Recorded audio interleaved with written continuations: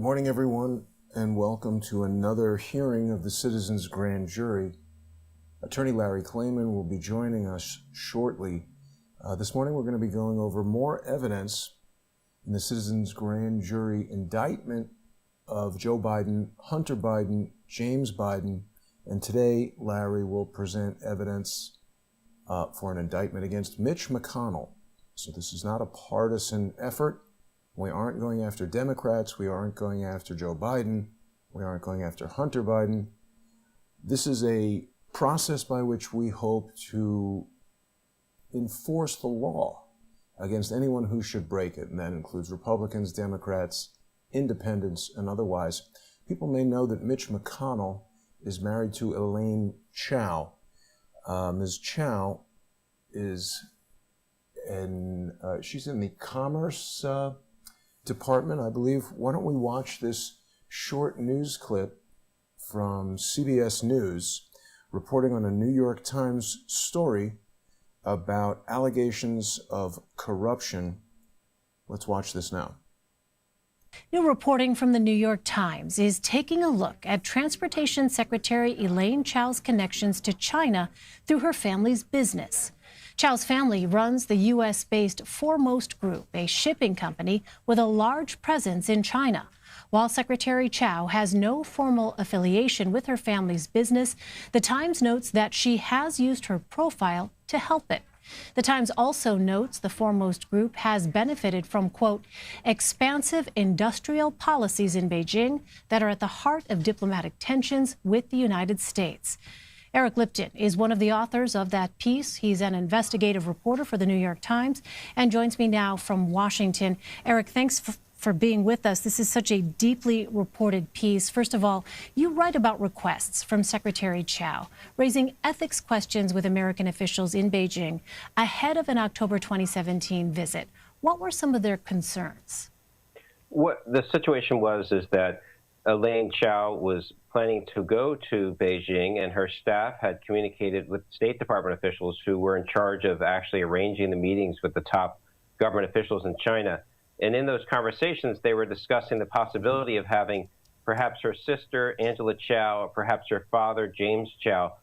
Angela Chao is the head executive at Foremost Group. James Chao founded the company and until 2018 was its top executive. And there was discussions of having them participate in some of the meetings with the Chinese government officials. This is at the same time that Foremost Group has, 10 ships on order in Shanghai and had a $300 million commitment from the government of China to help finance the construction of some of those ships. So, her family participating in meetings with Chinese government officials could help boost their standing with the Chinese government as it continues to do business in China. And the shipyard in Shanghai where these 10 ships are being built for the Chao family is government-owned facility. So it's a massive, government-subsidized facility there in Shanghai. Well, 2017 was not the first time Chao's family connections to China raised concerns. What more can you tell us about that?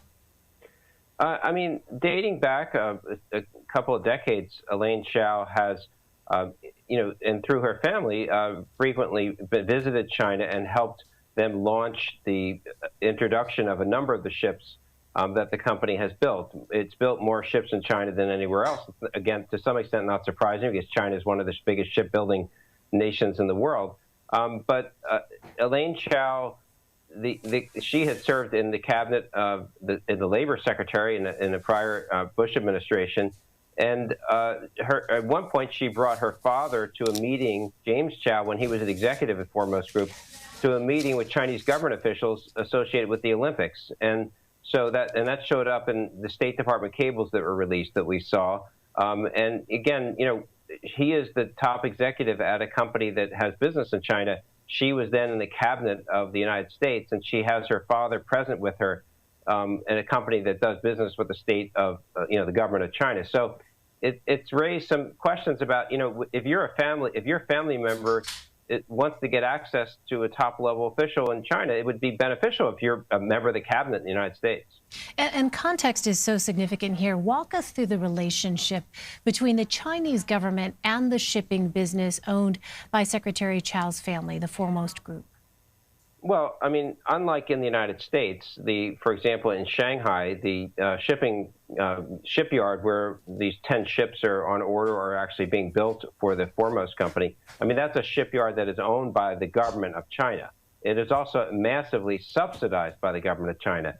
They help pay the cost of the equipment, of the labor. And so any ship that's built there to some extent is being subsidized by the government of China. So therefore, the thing that is just sort of interesting on its face to us, and the reason that we spent a fair amount of time on this story, was that she is the Secretary of Transportation in the United States. One of the responsibilities that she has is to oversee maritime policy in the United States. The Department of Transportation has a division called MARAD, which is, helps fund the American flag ships and ports construction in the United States. So she, at the same time as she is essentially helping run maritime policy in the United States, her sister and her father are deeply engaged with China and their maritime policy. And so, you have one family that is in the middle of, the two rival nations and in a very important industry, which is the maritime industry. I mean, the industrial policy of nations is affected in a major way by the ships and their ability to move goods. Iron ore in massive quantities is being carried to China by the Foremost company ships to help fuel their steel production. At the same time as the Trump administration is challenging the steel production as apparently, flooding the United States market with low-cost steel. But the Chao family is actually involved in bringing the raw materials for that steel into China. And your reporting also mentions how during her confirmation hearing in 2017, Elaine Chao discussed her commitment to U.S. maritime interests, but you note how the Trump administration has proposed budget cuts to programs supporting the U.S. shipbuilding industry. What more can you tell us about that? Yeah, that's right. I mean, it's sort of interesting, again, this kind of disconnect between her family as they're building ships, with the subsidized by the Chinese government, and back in the United States, she's running an agency that is actually proposing to cut funding to help, the small shipyard program, a loan guarantee program, a program that was going to build new ships for the maritime academies in the United States because they have these really old ships that break down frequently. And instead of buying a whole fleet of new ships that would train generations worth of future mariners in the United States, the Transportation Department during Chao's tenure decided to buy used ships, which was strongly criticized by members of Congress. Congress rejected that idea. One member of Congress mocked the Department of Transportation, saying that they wanted to buy rusty buckets for the maritime academies in the United States. And so, the Department of Transportation during her tenure, to some extent forced by the White House and the Office of Management and Budget, has repeatedly proposed cuts in spending at the Department of Transportation for maritime programs. And, again, it's interesting because at the same time, her family's engaged in helping build up the maritime program in China.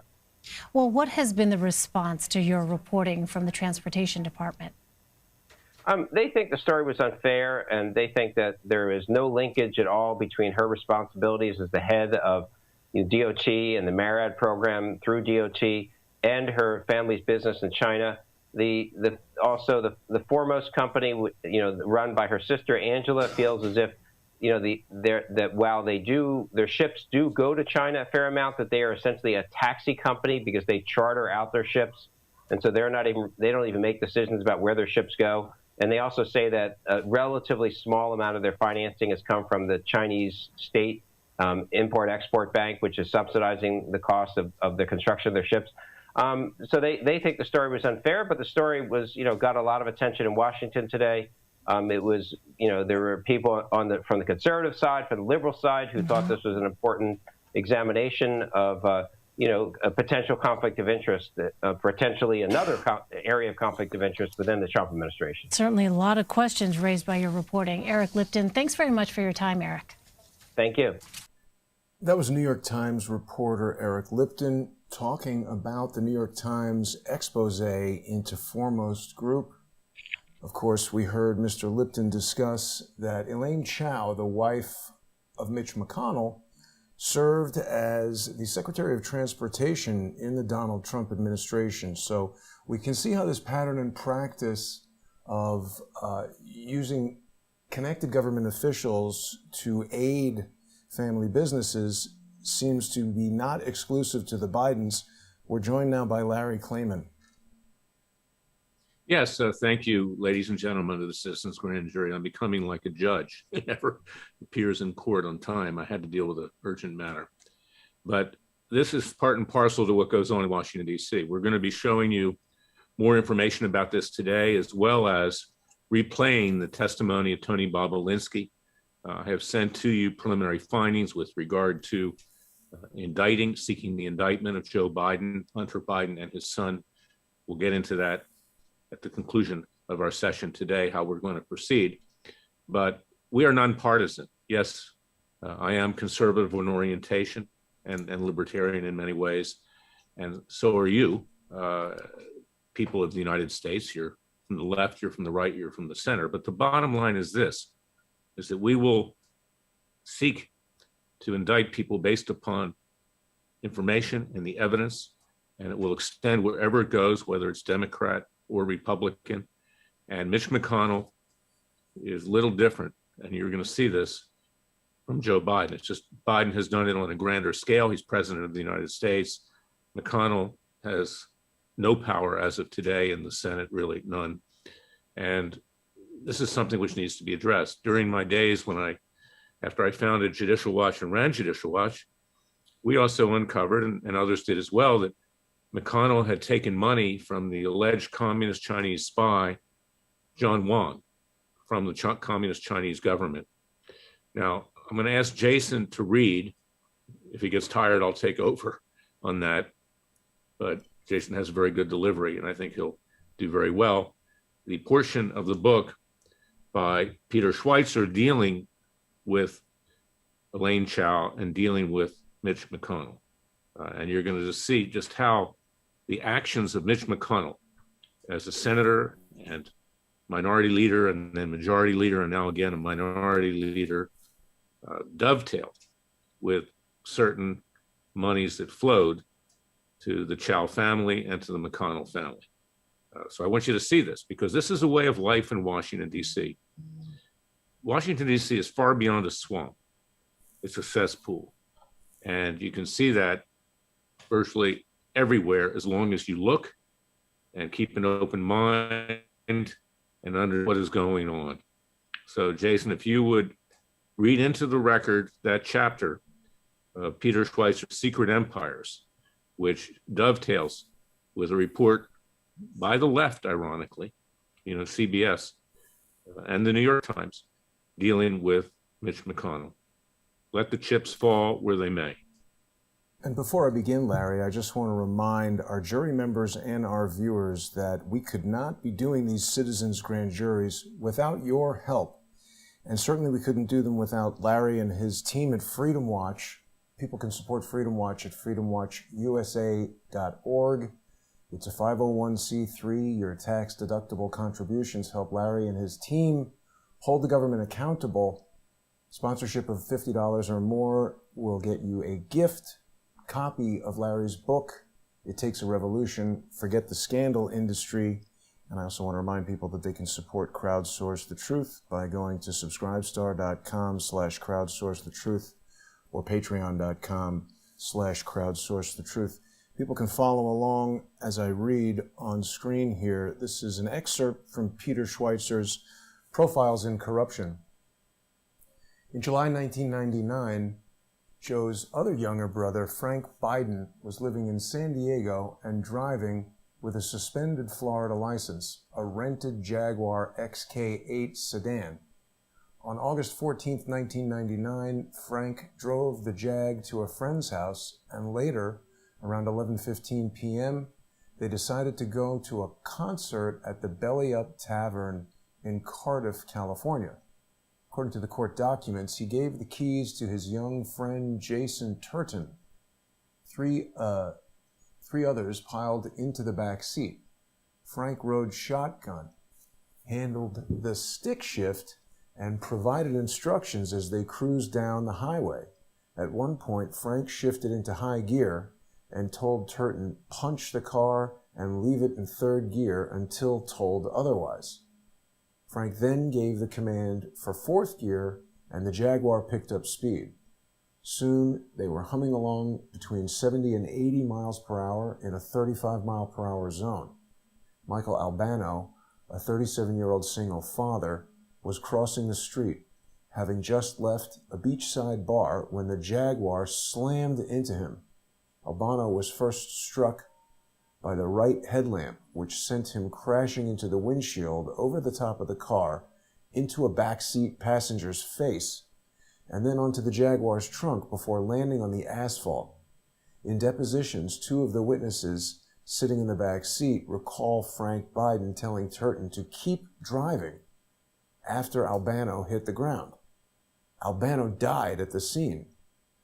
He left behind two young daughters who would later describe him as the perfect father. Turton pleaded guilty to felony hit and run. The guardians for Albano's daughters sued Frank Biden in court in a wrongful death civil lawsuit on August 14th, 2000, but Frank never showed up at the courthouse, nor did he reply to any legal correspondence from the court, including a court final judgment in September 2002 that Frank owed each of the girls $275,000 for his role in the tragedy.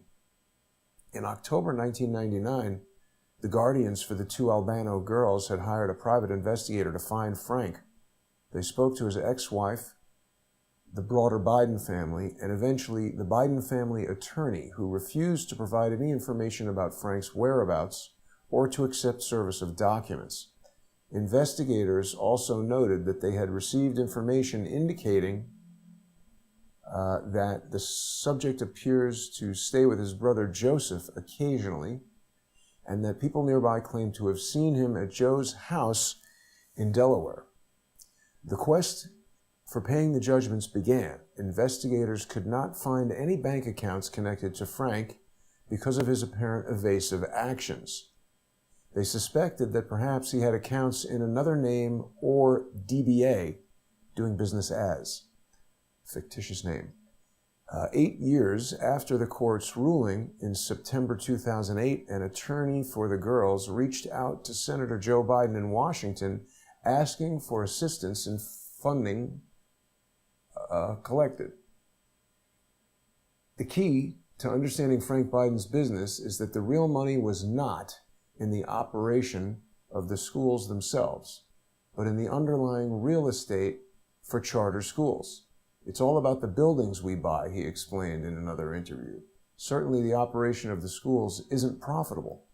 In addition to Mavericks in education, Frank also became a partner in school property development, which provided building services to charter schools and owned buildings connected to Mavericks. They were soon building charter schools in West Palm Beach, Royal Palm Beach, Glen Ridge, Pembroke Pines, and elsewhere in Florida. He also lists himself as a partner in Delmarva LLC based in Washington, D.C. These entities are responsible for over $12 billion in school financing, placed with over 200 schools built and operated in Florida, reads his account. His companies provide a turnkey single source of responsibility to acquire, finance, design, build, and lease K-12 public schools. The strategy was charging the schools high enough rent to pay off the mortgage on the property. In Homestead, Florida, for example, Maverick's school building had a market value of just $1.2 million. The school was scheduled to pay $1.75 million in rent over just 5 years. In short, the schools were a vehicle for School Property Development, LLC, to profit from buying or leasing real estate for rental by Mavericks in Education, LLC. Because the schools were using taxpayer money and receiving grants to pay for the buildings, they were probably less concerned with the cost of rent. By 2014, the Maverick schools had received more than $70 million in state money. $9 million of that went to the management company. As we will see, the Obama administration also lavished the failing Maverick schools with federal grants. During this time, Frank enjoyed access to the highest levels of the White House. Indeed, on May 1st, 2014, he attended an education event at the White House with top education officials from the National Educational Association. That day, he was also in a small meeting of just 10 people with President Barack Obama in the White House to talk about charter schools. Other participants included Stephen Bittel, a Florida real estate developer, who would later become a chairman of the Florida Democratic Party. Getting a charter school approved can be a tricky political feat. There is clearly going to be opposition from local teachers' unions, and some politicians are going to be suspicious of who is actually going to be running the school. Frank Biden had an advantage that other competitors did not have: a powerful and famous brother whose name he could leverage. Frank dropped his brother's name and position to vouch for his honesty. When he appeared before the City Commission of Sunrise, Florida in 2015 to pitch a school, he casually explained who he was. According to the official minutes of the meeting, the recorder tells of Frank's testimony, saying, whatever he, Frank, does, because of the honor of being the vice president's brother, he has to watch himself. Whomever he was involved with was fully vetted. He never explained exactly how his business activities were vetted and by whom. Was he simply making it up? It is impossible to know. Regardless of what explanation he might provide, he was capitalizing on his relationship with the vice president's brother to confer integrity on his company. In an instance several years earlier, he told skeptical local politicians that his school would work by invoking his family's political power. I give you my word of honor on my family name that this system is sustainable, Frank said. This school will be sustainable. Local officials approved the deal. During the Obama presidency, Frank Biden's charter schools received millions of dollars in federal grants. These were discretionary grants given through the United States Department of Education, State Educational Agency's grant program. Applications were filed with Education Department headquarters in Washington. As of 2012, the department was sending each Maverick schools approximately $250,000 a year in taxpayer money. In 2015, Maverick's schools received just under $2.7 million in grants from the DOE, an average of almost $300,000 per school. Shortly after he announced his 2020 campaign for president, Joe Biden was on the campaign trail in Texas. He told the crowd, I do not support any federal money for for-profit charter schools, period. Biden said to the crowd's approval, the bottom line is it siphons off money from public schools, which are already in enough trouble. He never mentioned Frank's profitable charter school business and, ironically, the legitimacy that his own name gave them. On June 4th, 2019, presidential candidate Joe Biden released a campaign video announcing his views on how to deal with climate change. Joe explained that his plan provided for an enormous opportunity to hold polluters accountable. Obama-Biden ticket had vowed to double funding. Now, wait a second. This seems maybe out of order. I apologize if it is. Obama-Biden ticket had vowed to double funding for charter schools. Charter schools are public schools established with taxpayer funding, but, unlike traditional public schools, have greater flexibility in experimenting with different teaching models. Charter school methods have shown significant success in turning around some troubled public schools. Beginning in 2009, there was a lot of taxpayer money available for starting charter schools. As part of the federal stimulus, the Obama-Biden administration made $5 billion available for education innovations, which opened the door to more charter schools. Frank's interest was in the business side of the schools, in particular, the underlying real estate associated with them. He discovered early on that charter schools pay rent using taxpayer dollars. Managed correctly and with the right connections, this created profitable opportunities. In Joe Biden's first year as first president, Frank became involved with a for-profit management company for charter schools called Mavericks in Education, Florida LLC. Frank says that his involvement grew out of a chance encounter in a coffee shop when he bumped into a South Florida businessman named Mark Rodberg. Mavericks built schools for at-risk students who had trouble in class. The schools themselves would be nonprofits, but Mavericks in Education Florida LLC would be a for-profit company that charged the schools management fees. While the related School Property Development LLC owned and charged high rent for their buildings, the funds would come from taxpayer money and federal grants. Whether the school failed or succeeded, the for-profit company owned the real estate assets. It was not long before Frank was flying around Florida in a private jet, lobbying local politicians and school officials to allow Mavericks to manage charter schools in their communities. Eventually, he became president and director of development for the company.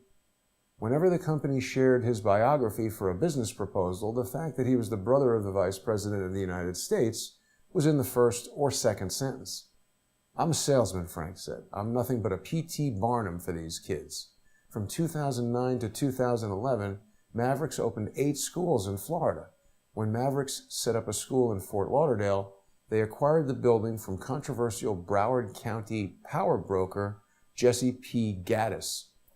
Known as Fort Lauderdale's taxi king, Gaddis had ties to mobsters and major drug smugglers.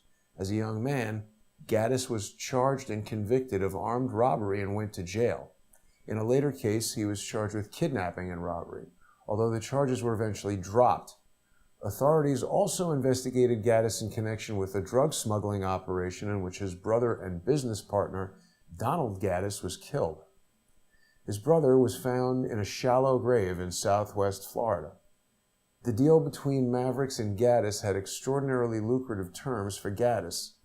Gaddis exchanged the building for a $2 million promissory note attached to the mortgage at an initial interest rate of 12%, lowered to 10% in 2014.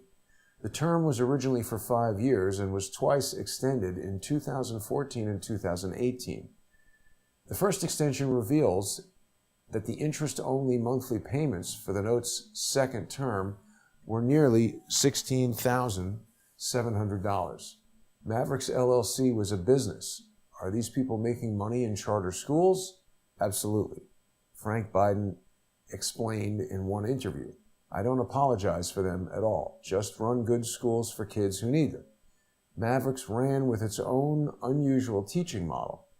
Students would interact with teachers for only a few hours a day. The rest of the time, they would sit in front of computers as part of self-directed learning. According to the Florida Department of Education, the performance records of Maverick schools in Florida was abysmal.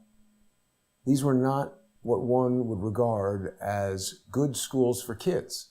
The best performing Maverick school was in Kissimmee near Disney World. The graduation rate at that school was just 43% in 2011. Things were worse at Maverick's other Florida locations. In Largo, the graduation rate was an astonishing 7.2%. In Homestead, it was an incredible 4.5%. The schools continued to receive poor marks from state regulators. From 2009 to 2014, individual schools received declining ratings 3 times and 1 F. The graduation rates also did not really improve over time. In 2019, the Miami Herald reported continued basement-level performance. Mavericks High of North Miami-Dade had a 9% graduation rate. Mavericks High of South Miami-Dade was 13%. Maverick was also accused by state auditors in Florida of inflating their enrollment numbers. As the South Florida Sun-Sentinel noted, in South Florida, 3 probes released by the State Auditor General's Office in 2013 and 2014 found Maverick schools in Fort Lauderdale, Pompano Beach, Palm Springs, and Homestead were collecting dollars for students who did not attend the school and not teaching enough hours to meet state requirements. Why inflate the enrollment numbers? The more students enrolled, the more taxpayer I apologize, everyone. Somehow the pages are out of order. The project to investors. His brother Joe's name figured prominently in the biography. Frank's partner in the deal, as in the Guan Castle Country Club, was a real estate investor in Costa Rica named Craig S. Williamson, an American Army veteran who now lived in the country. Williamson was arrested in 2014 for failing to appear in court related to a fraud charge. Long active in selling real estate to Americans in Central America, Williamson describes himself as Central American real estate investment advisor for many North American-based international real estate investors, as well as hundreds of private investors, including the family of U.S. President Joseph Biden. Frank's vision for a country club in Costa Rica received support from the highest levels of the Costa Rican government, despite his lack of experience in building such developments. He met with the Costa Rican ministers of education and energy and environment, as well as the president of the country. Costa Rican President Luis Guillermo Solis Rivera even penned a letter to Frank Biden praising the project. The letter found its way onto the internet seeking pre-sales for the project to investors back in the United States. On October 4th, 2016, the Costa Rican Ministry of Public Education signed a letter of intent with Frank's company, Sun Fund Americas. The project involved allowing a company called Go Solar to operate solar power facilities on Costa Rica. The previous year, the Obama-Biden administration, OPIC, had authorized a $6.5 million taxpayer-backed loan for the project. Despite Frank's MIA status concerning the Albano debt, Joe and Frank Biden have remained close over the years. As Frank explains in his bio, throughout his career, Mr. Biden worked as an unpaid senior advisor on all of his brother Joe Biden's senatorial campaigns, culminating in the presidential election of 2012. He's currently senior advisor to the former vice president's 2020 Political Action Committee. During Joe's tenure as vice president, Frank frequently visited the White House. On May 1st, 2014, Frank sat in on a small meeting with Barack Obama in the Oval Office. In 2016, Frank was a guest at the Singapore State Dinner in the White House. Frank's company, Sun Fund Americas, had ambitions beyond Costa Rica. The company states that it teams with governments and local partners and provides debt and equity financing as well as world-class brands, operators, and equipment suppliers for projects. Here, too, Joe could help. In June 2014, Vice President Joe Biden announced the launch of the Caribbean Energy Security Initiative.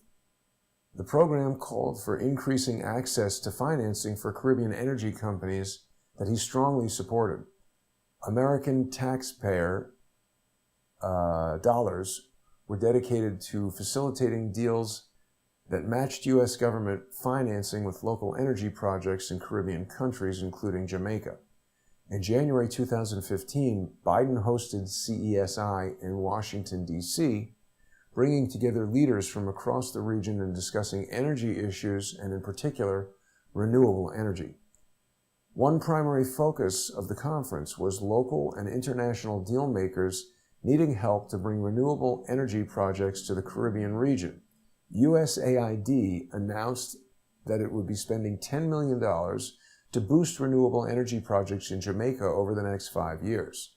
After Joe Biden brought together leaders for CESI, brother Frank's firm, Sun Fund Americas, announced that it was engaged in projects and is in negotiations with governments of other countries in the Caribbean region for both its solar and waste-to-energy development services. As if to push the idea along, the Obama administration's OPIC provided a $47.5 million loan to support the construction of a 20-megawatt solar facility in Clarendon, Jamaica. When the deal was announced, U.S. Ambassador to Jamaica, Louis G. Moreno, noted that the project would be possible without OPIC financing. Frank Biden's Sun Fund Americas later announced that it had signed a power purchase agreement to build a 20-megawatt solar facility in Jamaica. Many of Frank's commercial ventures sidecar with government initiatives driven by his famous brother. And so far, those described have been international. Closer to home, one of Frank's largest business ventures involves education.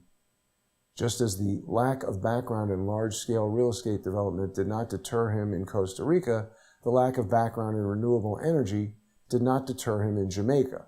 Lack of a professional background in education was no roadblock in Florida. In 2008, when with his brother on the verge of becoming vice president, Frank became involved in the lucrative commercial real estate side of the charter school movement.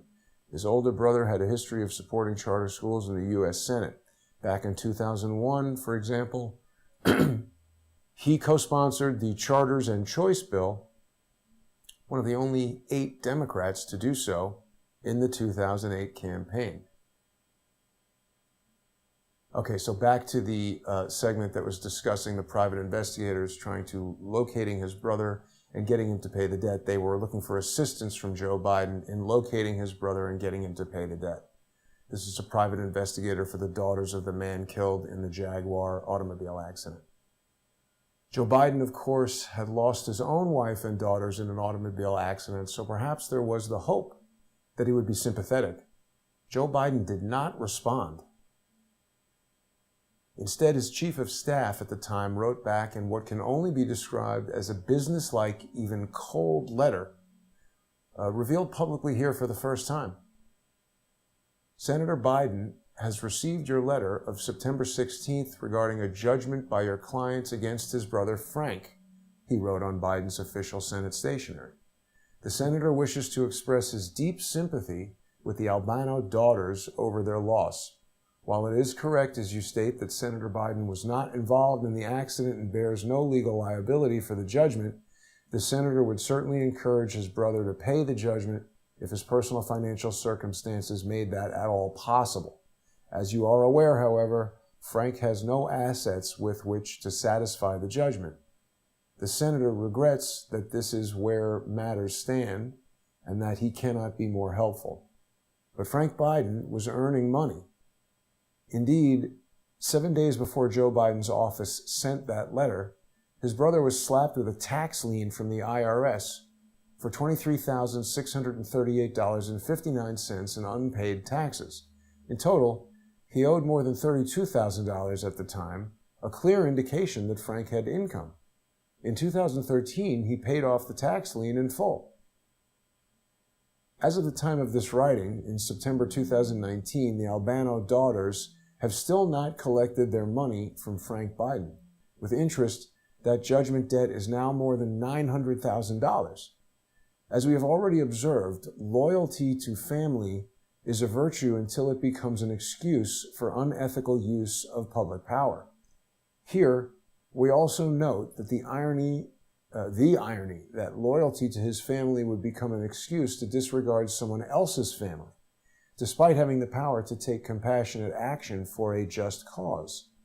Although Joe appears unwilling to help the Albano sisters collect a legitimate debt from Frank, as we will see, he has been busy helping Frank accumulate wealth through far-flung business deals. In late March 2009, Vice President Joe Biden was headed to Costa Rica aboard Air Force Two. He went for a series of meetings with officials at a preamble to the 5th Summit of the Americas Conference. Biden went to the Costa Rican Presidential Palace for a one-on-one with President Oscar Arias. Daniel Ortega, the strongman leader of neighboring Nicaragua, criticized Biden for being too chummy with Arias.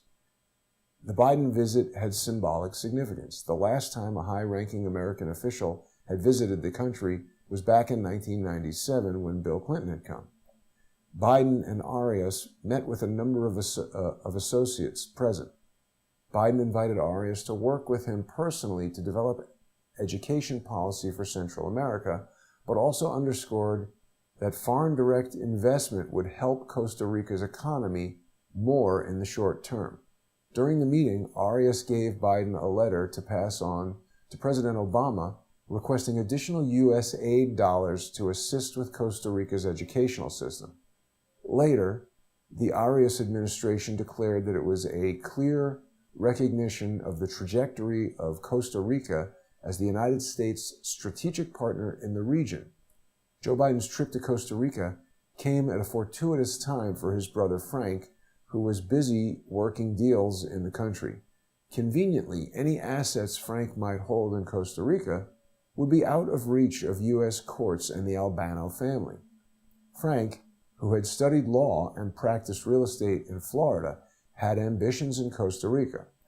In the months that followed, the opportunities for Frank Biden arose courtesy of the Costa Rican government. Just months after Vice President Biden's visit, in August, Costa Rica News announced a new multilateral partnership to reform real estate in Latin America between Frank Biden, a developer named Craig Williamson, and the Guan Castle Country Club, a newly planned resort. The partnership, which appears to be ongoing, was wrapped in a beautiful package as a call on resources available to the companies and individuals to reform the social, economic, and environmental practices of real estate developers across the world by example. Frank Biden declared prioritizing the health and well-being of employees, members of the local community, and protecting the breathtaking beauty that is Costa Rica is a real moneymaker. In real terms, Frank's dream was to build in the jungles of Costa Rica thousands of homes, a world-class golf course, casinos, and an anti-aging center. The Costa Rican government was eager to cooperate with the vice president's brother.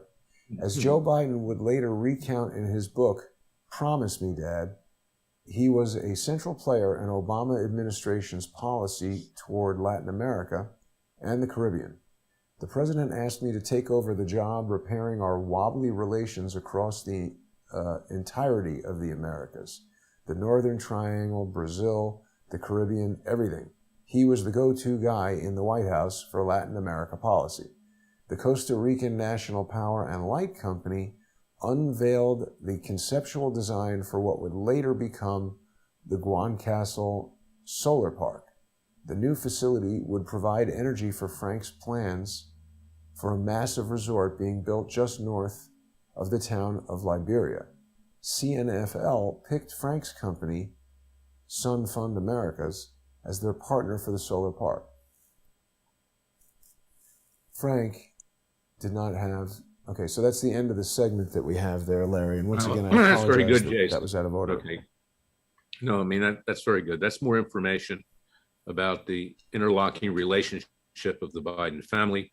It's why, after we ask you to return an indictment with regard to Joe Biden, Hunter Biden, and James Biden, we will be getting on to Frank Biden and other members of the family as well. This is a crime family. That's what it is. And regrettably, the top of it is now alleged president, because I don't recognize him, frankly, of the United States. Now, we're going to play again, and this frequently happens in grand juries, because I want you to be refreshed. I want you to understand exactly who Joe Biden is. Joe Biden is potentially the biggest criminal ever to occupy the White House. He may even surpass the Clintons over time. So I want you to watch what's going on here with regard to Bobulinski, the interview of Tucker Carlson. Read it again, and then we'll convene. I'm going to give you instructions on what we need to do from here. I wanted to introduce the theme of what goes on in Washington, D.C. This has become, quote, accepted, unquote, practice. It is criminal. It is practiced by both political parties. They scratch each other's backs. They look the other way when the opposition party is involved. And that's why the Republican Party, which in my opinion is dead, it's not even worthless, it's dead, looks the other way. McConnell won't press, others won't press on Biden because they do the same thing. So it's an unwritten agreement that they'll both be allowed to plunder and to cheat and to steal from the American people and to use their office. And all they do is go on cable news or pontificate on the floor of the Senate or the House. That's it. They go back, they have lunch together, they work together. In fact, Democrats and Republicans have joined in lobbying firms and everything else, and they grease the skids. They grease everything for themselves, making money hand over fist. And then, of course, on top of all that, they appoint judges who, are yes men that allow them to get away with it, as well as the Justice Department, which under Biden now, and I'm sure the FBI agents don't want to do this, but they're being used as Gestapo to round up anybody who protests. So in any event, Jason, play the Tony Bobulinski interview, and then we'll take it from here. And then next week, we will come back with information about Mitch McConnell and seek his indictment as well. Then we'll get on to Frank Biden and the rest of the Biden family and move on to Comey, McCabe, Clapper, Brennan, Obama, and the rest. Oh yes, let's not forget Hillary Clinton.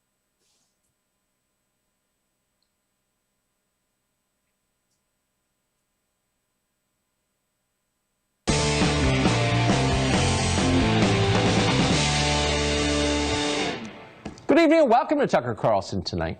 We're going to devote the entire next hour to a single interview, something we've never done before. In this case, it's a conversation with a man called Tony Bobulinski. Bobulinski is the former business partner of James and Hunter Biden, of course, the brother and the son of the current Democratic candidate. A lot has been written about Hunter and James Biden recently, but our story is not about them tonight, sleazy and shocking as some of those details are. The story we're about to tell you is instead about Joe Biden, the man who just days from now could be elected president of the United States. Joe Biden, and we can tell you this with certainty, had direct personal involvement with his family's business dealings in communist China and likely in other countries as well. The former vice president, of course, has vehemently denied that. He is lying. Tonight we can prove that. Before we begin, a word about Tony Bobulinski. Bobulinski is not a conventional whistleblower. He has no political agenda. To the extent he has supported candidates in the past, he's given exclusively to Democrats. Nor is he seeking money now from this story. This is not a shakedown of the Bidens or of anyone else. Bobulinski is already rich, significantly rich. He is a significant figure in American finance. And that's exactly why the Biden family sought him out in the first place. They had no idea how to structure the deals they hoped to cash in on, so they enlisted Tony Bobulinski to do it for them, to do the math. Now they're attacking him as an agent of Russian disinformation. And that's why Bobulinski is appearing on this show. It is an effort to clear his family's name of that slur. He had no choice. The rest of the national media have suppressed his story. Reporters have ignored, intentionally ignored, and in many cases dishonestly distorted scores of documents proving that Bobulinski's account is true. Never in American history have more power centers in this country aligned to kill a legitimate news story in the days before an election. That's what's happening right now. If you're looking for a real threat to our democracy, an actual threat, you're watching it unfold. We're seeing it firsthand. Last night, we experienced an extraordinary attempt to interfere with our reporting on the Biden family. We'll bring you details on that soon. But for now, here is Tony Bobulinski's story. We recorded this interview with him a few hours ago in a hotel in Los Angeles.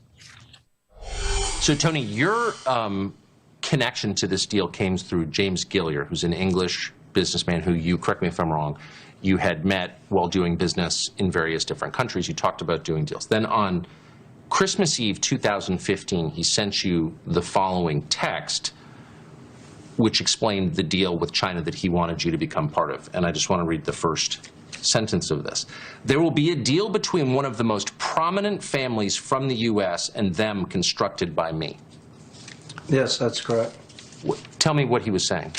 So James Gilliar was referencing something that he had been working on throughout 2015 with Rob Walker and a Chinese company called CEFC, and he had been traveling around the world developing that deal, and that text was just the culmination of him making me aware that the deal was moving forward. So he doesn't say, I want to do a deal with you and me and Hunter Biden, or even you, me, Hunter Biden, and Jim Biden. He said, between one of the most prominent families from the United States. He's talking about the Biden family. Yes, that's correct. It was never about Hunter Biden or Jim Biden. It was about the family name, the Biden legacy. At this point, Joe Biden was the sitting vice president of the United States. Yes, that's correct. Okay, so I want to fast forward to 2017, early May 2017. And at this point, you've agreed to become part of this deal. Hunter Biden, Jim Biden, the vice president's brother, James Gilliar, and they're asking you to meet with the former vice president in Los Angeles. Describe the context, describe why they wanted you to meet with him. Okay. Across those days in Los Angeles in May of 2017 that you're referencing, I met with Hunter Biden multiple times at the Chateau Marmont and Rob Walker. And the discussion was they wanted me to sit down with their father just to meet him and at a high level discuss the Biden family and how they approach things. Let me ask you to pause. Will you explain to us who Rob Walker is? Yeah. Rob Walker was a partner in Rosemont Seneca and had a very close relationship with the Biden family and had developed and been working with James Gilliar throughout 2015 and 2016 to develop this deal with the Chinese and CFC. What was his relationship with the Biden family? So my understanding is Rob had worked in prior administrations and had a very, very close relationship. In fact, in Rob Walker's own words, in an email to me, he states that everyone was contributing or telling me how they wanted to participate in Sinohawk. And in an email, he basically states, in his own words to me, I want to continue acting as a proxy for Hunter Biden, Jim Biden, and the Bidens around the world. The Biden family. The Biden family. So they wanted you to meet with the former vice president in L.A. How did that play out? That's correct. The former vice president was flying in, and we were to meet at the Beverly Hilton. The Milken Conference was going on, obviously one of the top 3 conferences in the world for anybody that's a global investor or developing different humanitarian causes and a variety of things.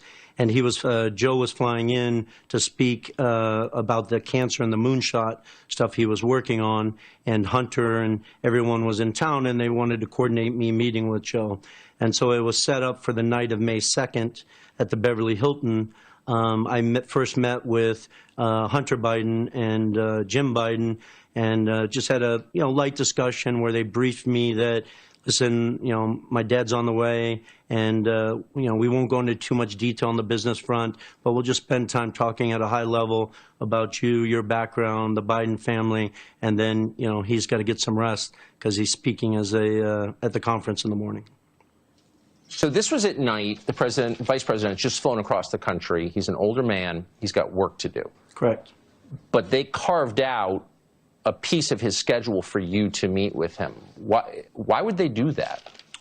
Because they were sort of wining and dining me and presenting the strength of the Biden family to get me more engaged and want to take on the CEO role and develop Sinohawk both in the United States and around the world in partnership with CEFC.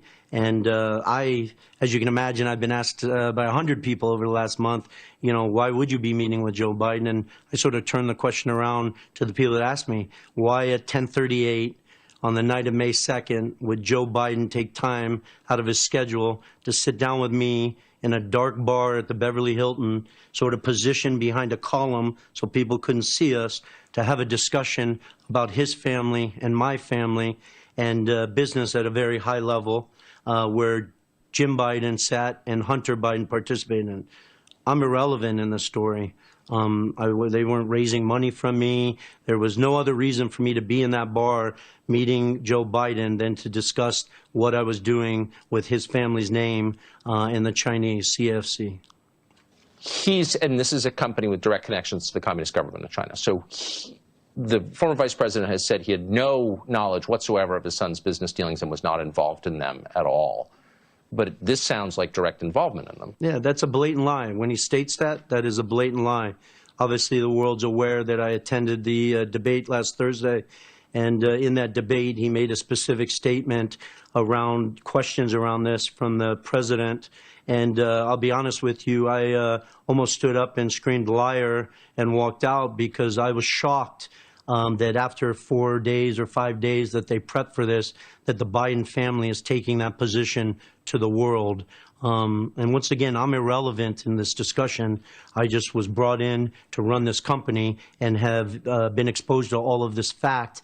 And I believe the American people should see this fact. I would have much preferred the Biden family go on record and define these facts for the American people and the globe versus me sitting here having a discussion with you on it. So Joe Biden has not denied meeting with you in Los Angeles, correct? Correct. Tell us about the conversation that you had with him.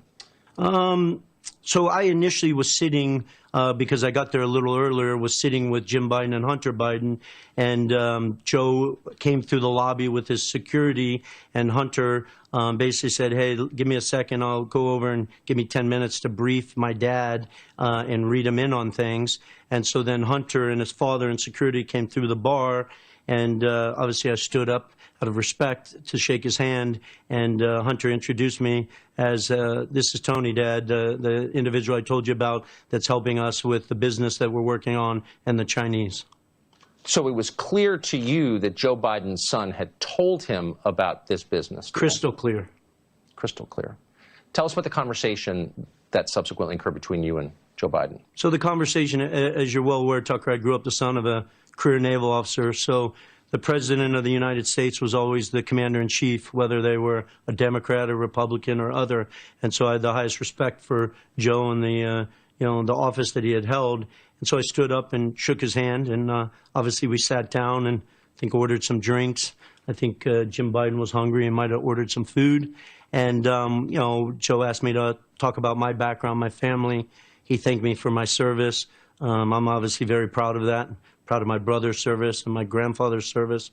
And then he walked through sort of his family, obviously some of the tragedies they've dealt with, his political career in a high level. We didn't go into too much detail on business because prior to Joe showing up, Hunter and Jim had coached me.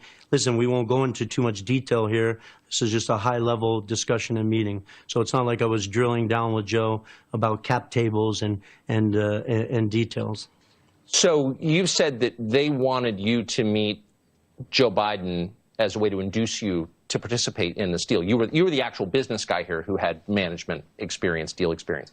But it also sounds like Joe Biden was vetting you to some extent. Yes, of course. I didn't request to meet with Joe. They requested that I meet with Joe.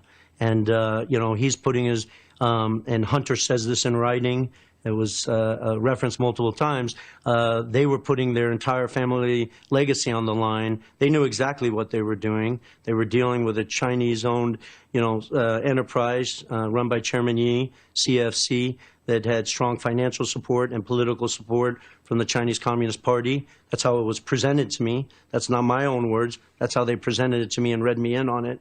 And they being Gillier and Hunter Biden? They being Hunter Biden, who was very proud of that and taking credit for it when I sat with him for 2 hours on the patio of the Chateau Marmont in L.A. Proud that they were doing a deal with the Chinese Communist Party? Well, proud that that he had the relationship with Chairman Yi, who was running CFC, and the ability for them to get deals done around the world and stuff like that. You've seen a number of journalists, reporters covering this story, including some who should know better, declare triumphantly that no document you've released connects the former vice president to this deal. How do you react to that? What's your answer to it? So you can imagine what I've been through over the last couple months, and knowing all this to be fact, and watching Joe Biden and his family and their lawyers trout around the world stating that there was no involvement, or even at the debate, Joe Biden referenced that you've seen my tax returns and there's no money from foreign enterprises and that. I want to simplify this for the American people as much as I can. On May 13th, that email was sent from James Gillier to me. I didn't generate that email. James Gillier generated that email. And in that email, James Gillier goes through intimate detail of what each individual's requests were from a compensation perspective and how the equity in the enterprise would be divvied up. Very important. May 13th, that email was generated by somebody else to me. In that email, there's a statement where They go through the equity. Jim Biden's referenced as 10%, doesn't say Biden, it says Jim. And then it has 10% for the big guy held by H. I 1,000% sit here and know that the big guy is referencing Joe Biden. That's crystal clear to me because I lived it. I met with the former vice president in person multiple times, and I had been meeting and talking with Hunter Biden and Jim Biden and Rob Walker and James Gilliar. Where the media has tried to hide, and I personally feel it's disgusting, is between that May 13th email and the final document that was executed called Oneida Holdings, LLC. In Oneida Holdings, LLC, the equity is broken up 20% Hunter Biden, 20% Jim Biden. Well, there are LLCs that represented them. Right. 20% James Gilliar, 20% Rob Walker, and 20% me and my investment entity. What I'd ask the American people to read and look at is how from May 13th to the final Oneida document that got executed did Jim Biden go from a 10% owner to a 20% owner? That's not my question to answer. I'm sure there were discussions within the Biden family. I wasn't privy to that discussion. But this is Jim Biden, the brother of the potential future president of the United States. It's not a distant cousin. It's not an employee. It's his brother who in documents defines himself as a political advisor to his brother. And so I'll leave that to the American people to answer that. But I don't understand how the American journalist is allowing that gap to be even talked about and defined. So, and I should say, and I want to put the document on the screen, in his pitch to the Chinese, in his bio, Jim Biden describes himself as an advisor, a current advisor to his brother. So was it clear to you from the beginning that what Jim Biden was bringing to this deal was his relationship with Joe Biden? Yeah, 1,000%, crystal clear. After I met with Joe Biden the morning of May 3rd at the Milken conference and then was taken backstage after Joe had spoken, we joked around for about 10 minutes, 15 minutes, and then I walked him out to his car. I think he was, I think they referenced he was off to see the lieutenant governor. This is Joe Biden. Joe Biden, yes. Yeah. And then after that, I went over to the Peninsula Hotel and I sat with Jim Biden for 2 hours where Jim Biden walked through his history and his own words stating all the work and effort he did to get Joe Biden elected initially in Delaware and then through the family history and the role that he had played in it. And in that meeting, remember, I'm the son of a naval officer. I'm a naval officer, was a naval officer myself. And because I held a Q clearance, which is the equivalent of a top secret clearance, we're audited every year. So if you receive a gift, I think the barrier was $25. Anything larger than $25, we had to disclose it to the government because obviously anybody with a clearance, the government is watching closely that they're not influenced by the Russians, the Iranians, the Chinese, and stuff like that. So as I was listening to Jim walk through this, I have a big heart. If you talk to anybody who knows me, they would weigh in on that. I'm a kind person, and I'm thinking about the Biden family, like how are they doing this? I know Joe decided not to run in 2016, but what if he ran in the future? Aren't they taking political risk or headline risk? And I remember looking at Jim Biden and saying, how are you guys getting away with this? Like, aren't you concerned? And he looked at me and he laughed a little bit and said, plausible deniability. He said that out loud? Yes, he said it directly to me, one-on-one in a cabana at the Peninsula Hotel after about a hour and a half, 2-hour meeting, with me asking out of concern, how are you guys doing this? Aren't you concerned that you're going to put your brother's future presidential campaign at risk? The Chinese, the stuff that you guys have been doing already in 2015 and 2016 around the world. And I just can almost picture his face where he sort of chuckles and says, plausible deniability. So he said, this is a man who's been drafting off his brother's political career for almost 50 years. He said to your face, essentially, we're lying about it. Anyone watching this interview can look up what plausible deniability means, and the definition is very distinct. That's remarkable. So I just want to back up a second, just to be clear. You met with Joe Biden twice. Yes, that's correct. What did he say to you after? So he gives his speech at the Milliken conference. And by the way, this is all checkable, right? I mean, that was a public event. You can Google it. Well, you can go to Milken. They had to issue me. I wasn't attending Milken, so they had to issue me special credentials. A whole team walked out into the valet, the Beverly Hilton, and walked me into that speech that he gave and sat me at the head table in front of everyone. So this is more than checkable. I'm sure there's photos or documentation and stuff like that. Yeah, the press corps doesn't seem to be rushing to verify this. It's checkable because it's true. And the fact you may be hearing some of it for the first time here tells you everything about the lying the rest of us have been subjected to for the past 6 weeks. When we come back, Tony Bobulinski will tell us what he and Joe Biden discussed as they were backstage in Los Angeles at the Milliken Conference in May of 2017. And he will respond directly to claims by the former vice president and many other Democrats that he is working against American interests for a hostile foreign power. That's straight ahead.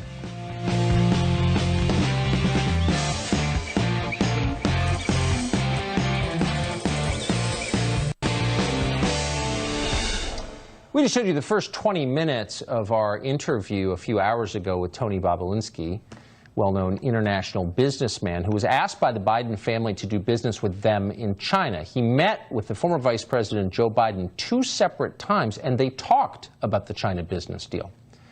Now, this information has been out for several weeks. It's been in the hands of a number of different news organizations. The reason you're hearing a lot of this for the first time tonight on this show is because they have resolutely ignored it and tried to suppress the story. Joe Biden has rarely been asked about it, though there is an enormous amount of detail and documentation that no one has refuted because it's real. This topic did come up because the president pushed it at last week's presidential debate. And what was notable was that Joe Biden didn't deny any specifics about his connections to the Chinese Communist Party, his family doing business there, he himself participating in that business. Instead, Biden dismissed the entire story out of hand and suggested that Tony Bobulinski, who is a veteran, a former naval officer, was part of a Russian disinformation campaign aimed at this country. His evidence for that? Well, there wasn't any. Instead, he cited a letter from, quote, 50 former national intelligence folks, almost all of them partisans, every one of them a liar. None of them had directly assessed the information. Not one of them called Tony Bobulinski. They knew nothing. Joe Biden said that on stage. And so when we spoke to Tony Bobulinski, we asked him his reaction to that. And here's what he said. Tell me about the conversation that you had with Joe Biden. What did he say to you? You mean the morning after he spoke? That's right. There was 10 people running around, getting him something to drink, and we were backstage in a cramped space, and he asked me to walk with him out to the car, and he just asked, how I did and what I thought of his speech. And I thought he did a great job in the speech. And obviously, cancer is a very serious thing that we should all be working together to solve. I just lost a sister-in-law within the last 2 weeks, sadly, to cancer. And then he just sort of asked me to keep an eye on his son and his brother. Yeah. What do you think he meant by that? I think he was conscious of things, and I can't speak for him. Maybe right. I would love for him to go on record. As I referenced earlier, I'm only sitting here because they have not only have they not gone on record, they've denied it, and they've tarred my family name and a long history of serving this country, and have other congressmen now talking about Russian disinformation. This whole smear on Joe Biden comes from the Kremlin. I held a top secret clearance from the NSA and the DOE. I served this country for 4 years in one of the most elite environments in the world, Naval Nuclear Power Training Command. And to have a congressman out there speaking about Russian disinformation, or Joe Biden at a public debate referencing Russian disinformation when he knows he sat face to face with me, that I traveled around the world with his son and his brother, to say that and associate that with my name is absolutely disgusting to me. Did you complain about that? I mean, to suggest that you were committing treason or a part of a foreign attack on our democracy, which is how they characterized it. I mean, that's such a serious and I think unfair charge. Did you bring this up with them? Well, in basic form, you're exactly right. They are publicly accusing me of treason right now. treating me like I'm insignificant, or the 50 years of history that my family served this country is insignificant. And that's why I'm sitting here having this. I assure you, this is the absolute last place I want to be right now, and the last thing I want to be doing right now. But I feel like I have a patriotic duty to this country and every American citizen to go on record and to find the facts for them and let them do their own work. Let them decide how they view those facts or not. But for the Biden family to deny these facts, and then not only deny them, they could have just said no comment. But they didn't say no comment. They then brought in Russian disinformation and basically associated my name with that, which is absolutely disgusting to me. And I had to go on the record. Last weekend, I was in Virginia. Sadly, my sister-in-law passed away at around, I think, 6:38 Saturday morning. That's the wife of my brother, who spent 28 years serving this country as a naval flight officer and just retired. So you can imagine me dealing with that and the tragedy of that. When I saw Adam Schiff go on record talking about Russian disinformation after this email had been posted online by the New York Post, and remember, that email was to me from James Gilliar, right? It wasn't, I wasn't blind carboned or CC'd on that. It was to me stating that I was going to be the CEO of this enterprise. I was at the end of my rope. And so I called Rob Walker and I told him that if that statement isn't retracted by Congressman Schiff by midnight on Sunday, that I was going on record and I was disclosing all the facts to the American government, to the American citizen, and the world. I was hoping the Bidens would do the right thing, or Schiff would retract his statement, but I could not allow another minute, another hour, or a day for my family's name to be associated or muddied up around Russian disinformation. So even as I sit here today, I would ask the Biden family to come on record and stop using my name or associating it with Russian disinformation. It's absolutely disgusting. So this is Rob Walker, the representative of the Biden family. I believe his wife worked for the Biden family, apparently. So you said this to him. I won't go public. I just want them to retract the accusation that I'm an instrument of Russian disinformation. What did he say? That's correct.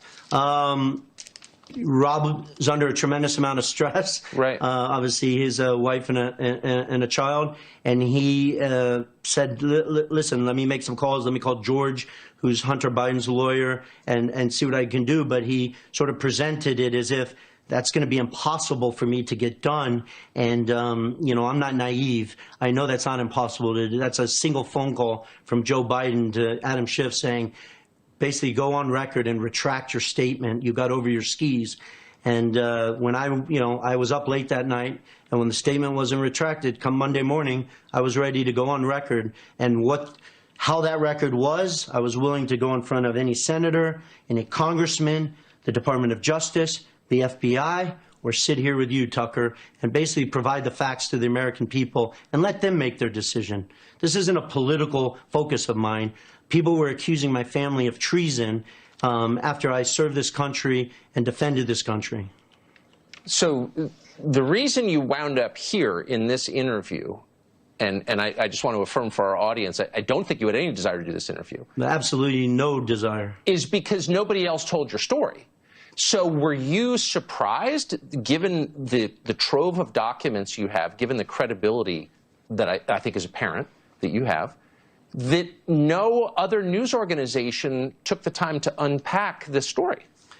Surprised is probably an understatement of the year. Shocked, because it would be different if this was my word against Jim Biden, Hunter Biden, and Joe Biden. Right. That would be a very slippery slope, not something I would take the personal and family risk on it. But I've provided more documents and facts that validate times, meetings, who participated. That email to me on May 13th was generated by somebody else sent to me. It wasn't me generating. These text messages that I've provided are Hunter Biden in the first person, Jim Biden in the first person, James Gilliar in the first person, Rob Walker in the first person. It's not me generating the text messages. It's them speaking. So you can interview them. The FBI can interview them. Our government can interview them. But I was shocked that not only the media is not only discussing this, they're going to the other extreme. They're dismissing it as Russian disinformation. This country has heard enough about Russia. We went through 3 years of every day, Russia, Russia, Russia. It's just absurd. The Cold War is over. And they're saying it about your family? Yes. The Biden family knew that you're going public with this. And you spoke to Rob Walker about it. Again, the self-described Biden family representative. And Biden family, meaning Joe Biden as well. What was his response when you let him know that you were going public with this? Trying to coach me, trying to sort of say, hey, we don't want to do that. We don't want, press trucks out in front of our house. I'm going to have to move. I could lose my job. And all that, I'm not trying to cause any harm to anyone in this situation, right, let alone Rob Walker and his family, James Gilliar and his family. But basically, Rob's position was, if you go on record with all these facts, you'll bury all of us. If he doesn't come out on record, I am providing the facts. Tony, you're just going to just bury all of us, man. What was your response to that?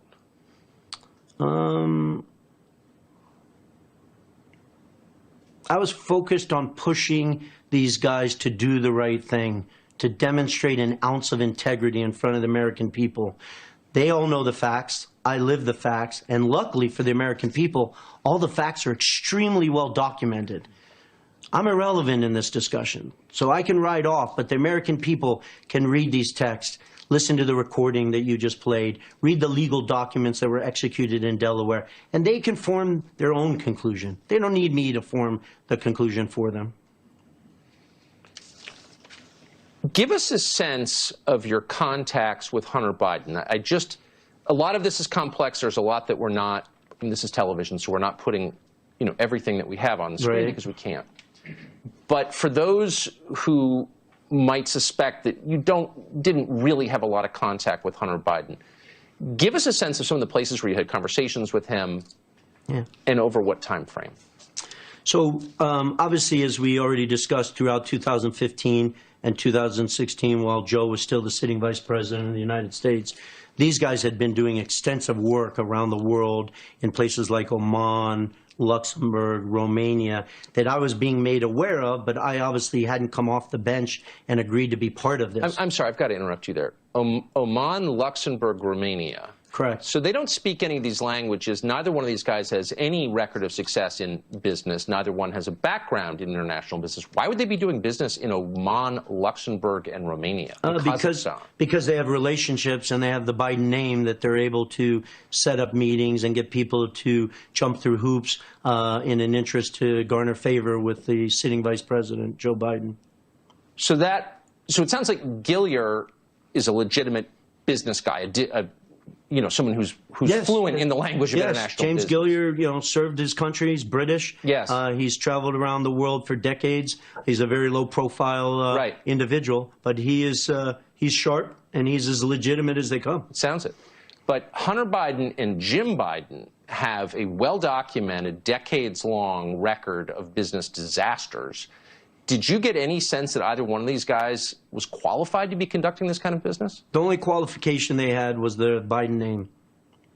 But they seem to have parlayed that into quite a few deals in quite a few countries. And I interrupted you, so continue with where they were doing these deals. Yeah, so you had asked, the extent of my communication with Hunter Biden. So when I decided to come off the bench and entertain being the CEO of Sinohawk Holdings, obviously, I was brought up to speed on the work that they had been doing in Oman, Luxembourg, France, Romania, Kazakhstan, and stuff like that, because that was all going to be integrated into Sinohawk Holdings.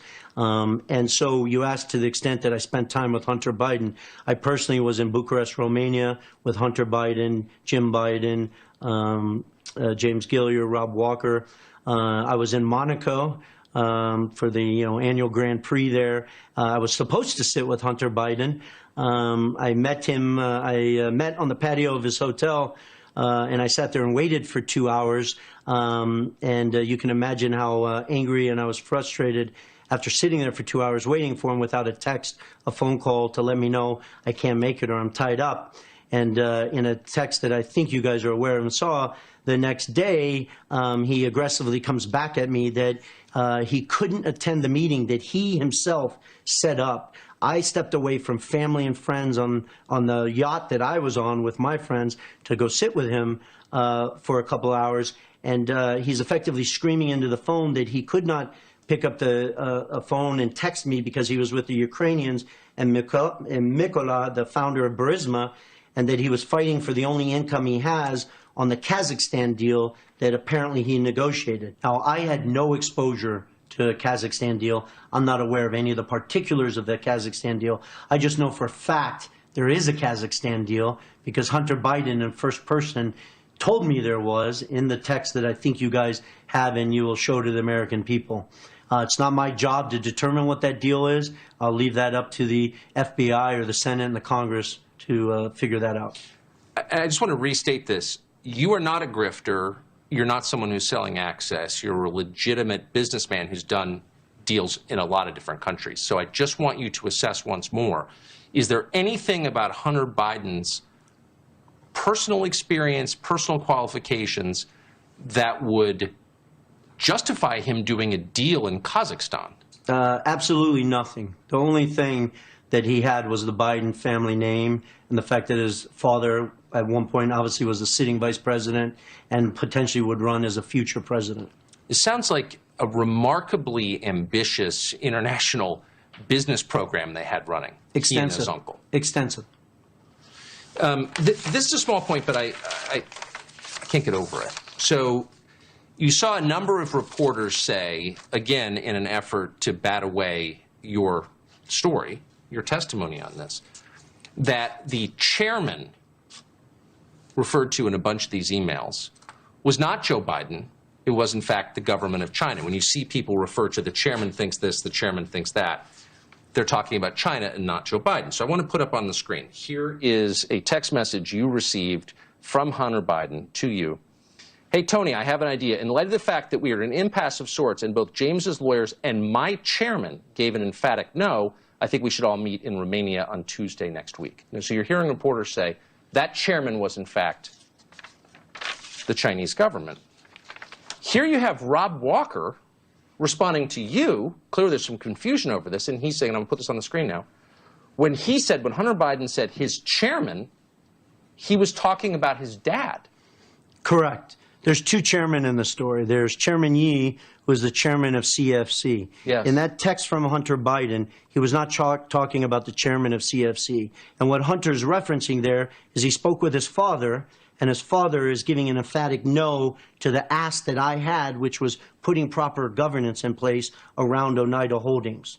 So Joe Biden is vetoing your plan for putting stricter governance in the company. I mean, and it's right here in the emails. Yeah, Tucker, I want to be very careful in front of the American people. That is not me writing that. That is not me claiming that. That is Hunter Biden writing on his own phone, typing in that I spoke with my chairman, referencing his father. If the world thinks that my chairman is not his father, then Hunter Biden would come forward and go on record and state to the world. But you have the Biden family representatives, Rob Walker, saying right here, May 19th, no. When he said his chairman, he was talking about his dad. Exactly. But Joe Biden had no knowledge of any of these business deals. He told us that, and the press has repeated that message every day since. It is a lie, and everyone saying it knows it's a lie. Where'd the money go? When we return, Tony Bobulinski will explain where the money went. There was a lot of it. We'll be right back.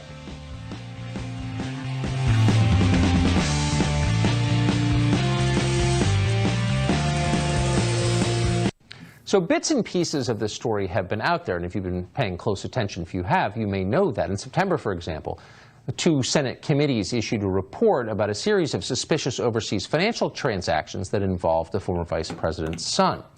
But their report did not tell the full story. There was a lot of money here, and a lot of it flowed to the Biden family. Where did it go, and where did it come from? We asked Tony Bobulinski that. Tell me about the money. So, in the end, the Chinese did send quite a bit of money. Correct. Where did it go? So documents were all executed, even after this back and forth.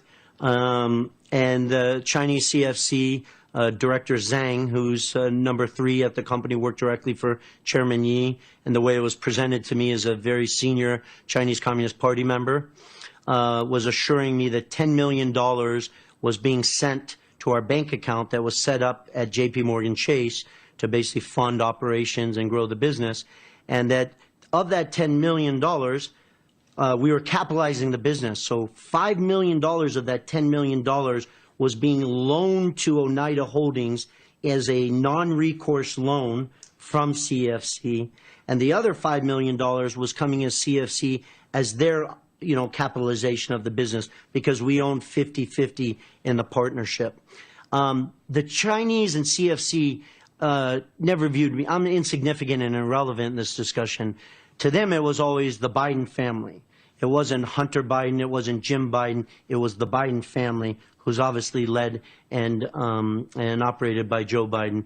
And in a document that you guys have, and I think it's been provided to to the world, the Chinese referenced that because of their trust in the Biden family, that Chairman Yi and Director Zhang are excited about moving forward in this. And in that document, they reference loaning $5 million to the BD family. Right. The BD family is the Biden family.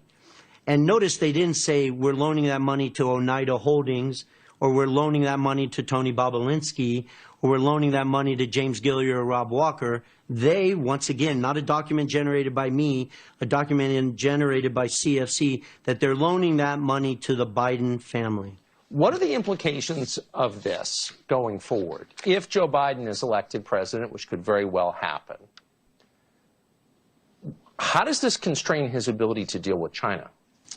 Are you asking for my personal opinion? I am. I'm asking for your opinion as someone who's worked with the Chinese. So I think Joe Biden and the Biden family are compromised. Obviously, I've referenced that I held a Q clearance. You're briefed on compromise and who you're able to talk with and deal and do business with. And I just don't see, given the history here and the facts, how Joe can't be influenced in some manner based on the history that they have here with CFC and stuff like that. So as a citizen and an American taxpayer, I'm very, very concerned. It seems at this point that there is so much documentation, and again, we have your documents, the ones that you retain, the text, the emails, and the legal documents, but presumably there are many others because there are a lot of other people involved in this. Is it possible that this stuff just disappears and nobody covers it for the next 4 years if Biden's elected? I mean, it seems like there's a lot of evidence out there. I think the American people should be demanding that this is investigated, and I don't know what the right party to do that is. Is that the DOJ? Is that the FBI? Is that Congress? Is that the Senate? But there absolutely should be no scenario that this isn't investigated. And as you said, I probably have purview into 10%, just picking a round number, of what was actually going on. And I would encourage the American people to go online and download Senator Johnson's 87-page report after watching this, and read pages 65 through 87 and form your own conclusion. What I've come forward with is a piece in that puzzle that Senator Johnson and Senator Grassley did not have. They didn't have it because I hadn't gone on record, and all this information and documentation was kept very, very tight. You asked me if the information disappeared.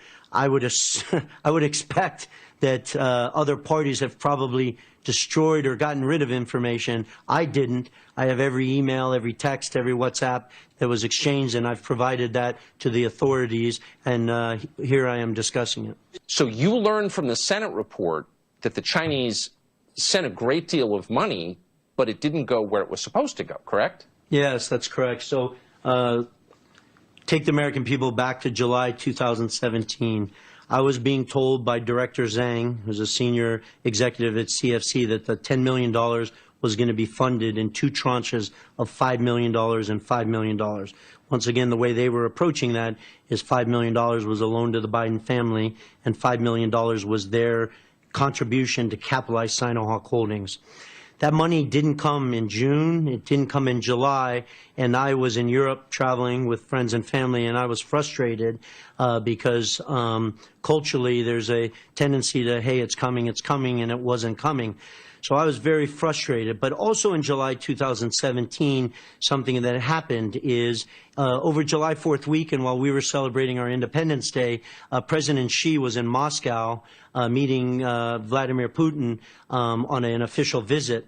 And in that meeting and in that, multiple days, Director Zhang was in Moscow as participating in that.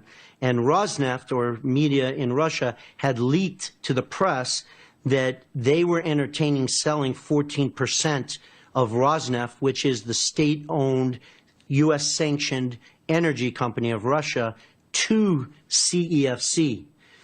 When I saw that leaked, you can imagine, once again, the clearance I held, the military background, I sort of pushed away from the table like, whoa, this is stair-stepping things at a level that do I even want to be associated with, or do I even want to be near?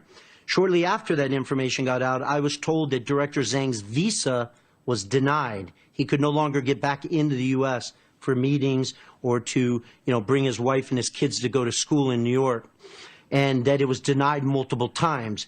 Jim Biden confirms that in text. James Gilliar references it. Kevin, Dongwin Wen, who's the individual that's referenced in Senator Johnson's Senate report, he went by Kevin. His legal name is Dongwin Gong, sorry. And so I was sort of walking on eggshells, what's going on? You're saying this money's going to be funded. It hasn't come in yet. I'm sort of near the end of my rope here. And then in September, easily validated, it's officially announced that CFC is buying 14% of Rosneft, once again, the state-owned energy company. And so at that point, I just sort of pushed away from the table. The money hadn't been funded into Sinohawk, and I was having daily discussions with James Gilliar. What's going on here? The Biden name, Russia, China. I don't want to be anywhere near this. I got to understand all the moving pieces. And so we went into the fall of 2017, very well documented, when Patrick Ho, who's an employee or an associate of CFC, landed in New York. He was detained by the U.S. government and put in jail for corruption, apparently for leaving shoeboxes of cash to 2 African presidents. And it started this downhill spiral of CFC as a company. Remember, President Xi was traveling around the world under the One Belt, One Road. That was their political approach. And CFC was the capitalistic side of the Chinese government, doing things that they could do on the capitalist side that the government couldn't get done. It's very well documented, the work that CFC did in the Middle East, in Czechoslovakia, in Romania, Kazakhstan, in Georgia, all over the world. When they announced that they were officially tendering for 14% of Rosneft, a deal valued at $9 billion, I sort of pushed away from the table like, okay, obviously that's taking priority over this discussion. I just sort of, was watching things play out once they detained Patrick Ho. I did reach out to Hunter Biden in October 2017, asking him, hey, listen, they haven't funded the $10 million. Have you done something that I'm not aware of? Have you gone around us? Have you started a parallel discussion with Chairman Yi that I should be conscious of? And in a variety of text messages that you've been provided, and I think the American people have been provided, he says, no, I didn't go around you, but oh, by the way, I'm acting as the personal attorney to Chairman Yi. Now imagine being in my shoes, looking at my phone, reading this text message from Hunter Biden. I just spent 6 months all out of pocket myself. Nobody was paying me. I was paying for my own travel, my own meals, my own cars, anything that was needed. And Hunter Biden is now telling me that he's meeting personally one-on-one with Chairman Yi in his $50 million penthouse in New York. And if he can't meet him, he's picking up the phone and calling him, but they only discuss things in person. You can imagine my anger and frustration there, because then I'm like, oh, this has gotten slippery. You have gone around me. What's going on here? And oh, by the way, Hunter, you're acting as the personal attorney to Chairman Yi while they're tendering for 14% of the Russian state-owned energy company, a deal valued at $9 billion? What am I missing here? And he sort of just plays it off. And he said, I'm working on a bunch of other personal things and visas and stuff like that, but doesn't go into a lot of detail. I'd love for you to ask him that. I'd love the American people to ask what those other special things were. You've told your story in a very public way what do you expect the consequences for you and your family will be? So my focus right now is not the consequences on me. I'm actually trying to be selfless in this discussion. I think the consequences our country faces, that average American voter that's thinking about what presidential candidate they picked today or have picked over the prior 2 weeks or in the future all the way up to the election. I'm doing this for them, not for my family, not for any money. I'm doing this out of a patriotic duty to our country based on my military background and my grandfather's background. So other people can determine the facts and what matters and how they want to vote. But I had to go on record because they chose to sort of mar up my name. So I have a former SEAL team protecting my family. I'm not at home right now, and I'll travel the next 4 years if I have to. I had to do this. There we go, Larry. Well, there you have it.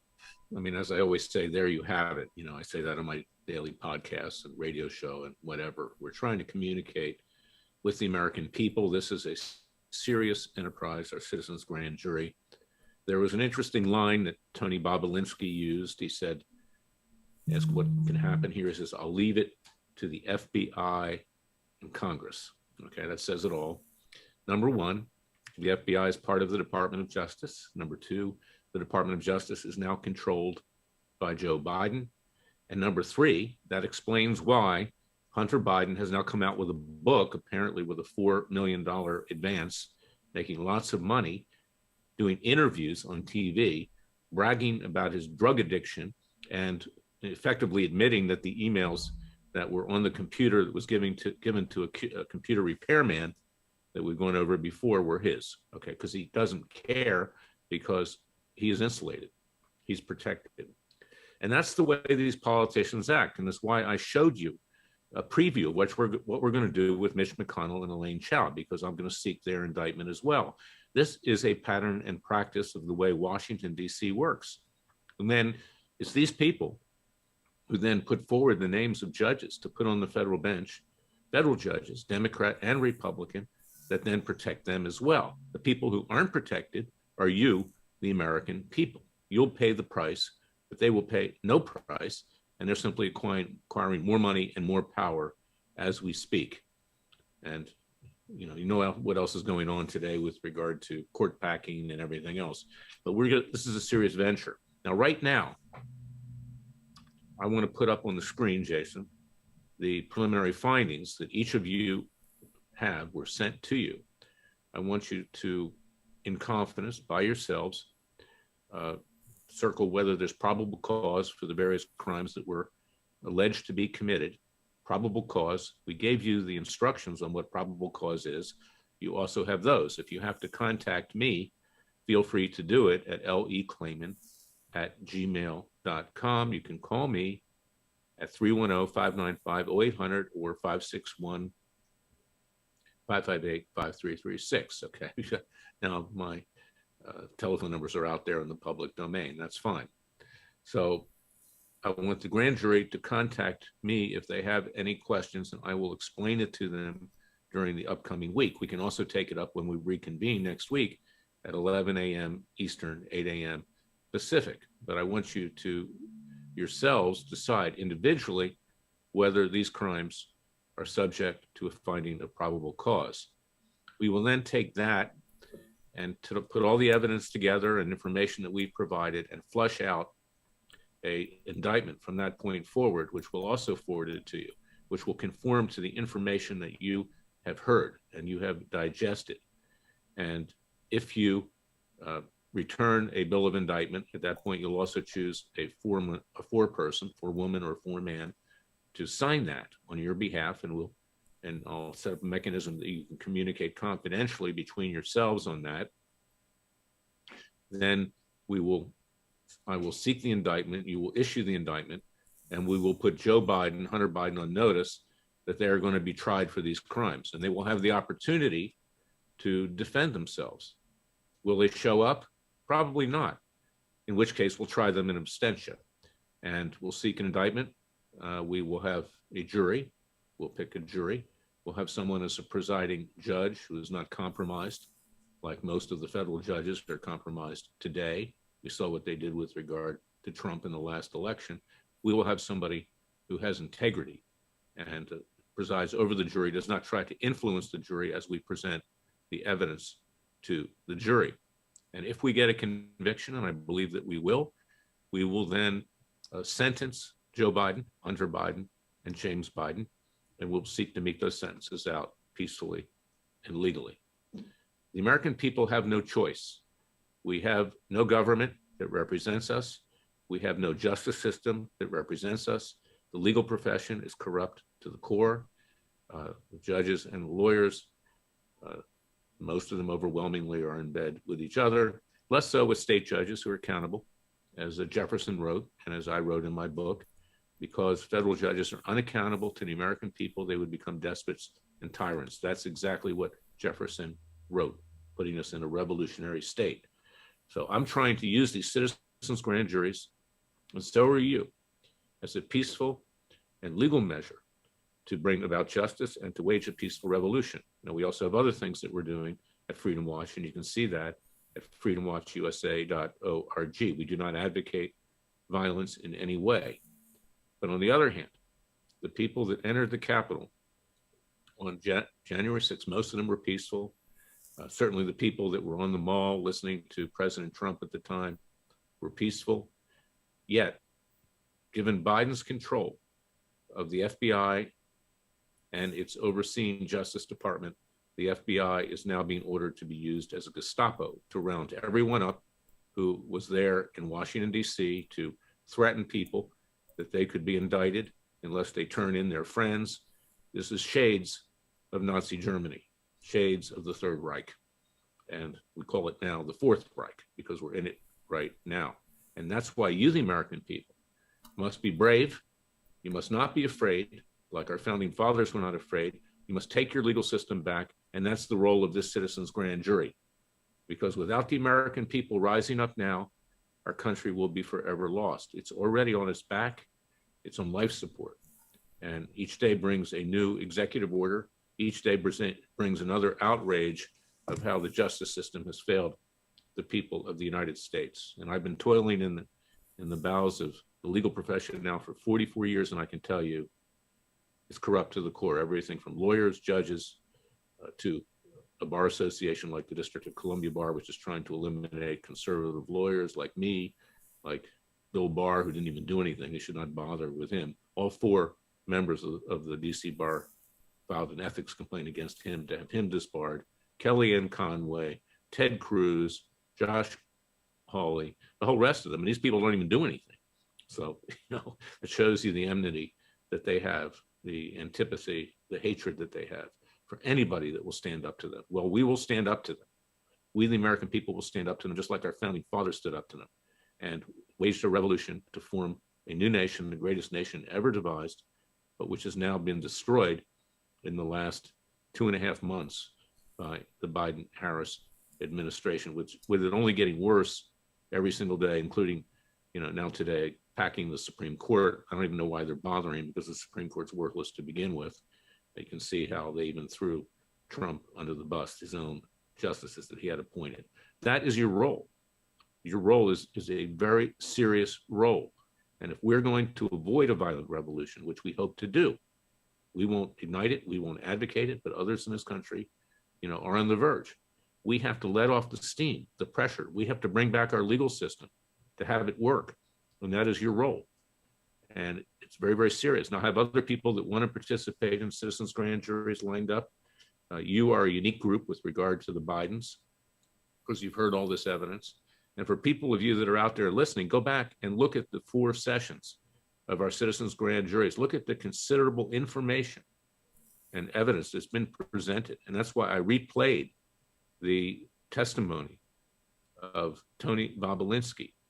And I suspect that the Biden Justice Department is telling him that he cannot collaborate with anyone right now. They're going to bury the information. It will never, ever come out. And you know that because in the last many decades, who at a high level in government or elsewhere in the United States has been held to account by either a Democrat or a Republican administration? Even the Justice Department under President Trump, which he did not have control of and he did not take control of. You know, and he did many good things in my opinion. That's my personal opinion. But he never took control of his Justice Department. Even they let everyone off the hook. No justice. You will bring about justice. So that's why we're doing this, and I thank you for your service. We will convene next week at 11 a.m. Eastern, 8 a.m. Pacific. And in the meantime, take a look at these preliminary findings. Jason's going to put them up on the screen right now, and vote as to whether or not you find probable cause with all the various alleged crimes. These preliminary findings were also emailed to each of the grand jurors so people can review these on their own computers. I also want to remind our viewers on the internet that we can't do these citizens' grand juries without your support and sponsorship. Larry has been working really hard to put these together, and his staff at Freedom Watch relies on your tax-deductible support in order to be able to carry on this work. So please don't forget to visit freedomwatchusa.org, and click on the donate button. A tax-deductible donation of $50 or more will get you a copy of Larry's book, It Takes a Revolution, Forget the Scandal Industry. You can also review the last 3 episodes of the Citizens Grand Juries on freedomwatchusa.org. You can also watch all of Larry Klayman's appearances on Crowdsource the Truth by subscribing to the Freedom Watch YouTube channel, recently boosted by an amazing 16,000 viewers in about a day, thanks to YouTube. And Larry, I want to thank you for putting together these citizens. Facetious. Okay. Exactly. I want to thank you for putting together these citizens' grand juries. And I ask the audience to remember that Crowdsource the Truth can't bring you guests like Larry Klayman and events like the Citizens Grand Juries without your support and sponsorship. Please visit subscribestar.com/crowdsourcethetruth or patreon.com/crowdsourcethetruth for access to sponsor-exclusive content and to help keep this channel going. We'll be back next Thursday with another Citizens Grand Jury. And I'll see everyone tomorrow. Thank you so much for watching. One thing, Jason, if we can put up on the screen Yes. these preliminary findings, but you have them all. Each of the grand jurors have them. I want people out there in the hinterland to see what it is that I provided to the grand jurors. And this is just preliminary. You know, we're using procedures which are slightly different than would occur if the government was doing this. But then again, the government's corrupt. We actually have an interim phase here, which is more precise and more accurate before we draft up the actual indictment. But this puts the grand jurors on record. You have instructions on what the elements of every crime is. Jason read them to you in our very first session. So go back and look at them and then check whether you found probable cause or not. And you also have the definition of what probable cause is. It's not beyond a reasonable doubt. We're not in a trial yet. It's a very, very low threshold. Would you like me to read these again, Larry? Just show them, put them up on the screen if you can. There you go. Yep. People have them there. Well, thank you everyone for participating today. Thank you, Larry. And if we are done with the hearing for now, I'm going to wish everybody a pleasant afternoon. And we'll see you soon. Thanks for watching. Yes, we will send them to you, and you'll be up on the screen that you'll be able to view. And then we'll publish them next week. Thank you, ladies and gentlemen of the Citizens Grand Jury.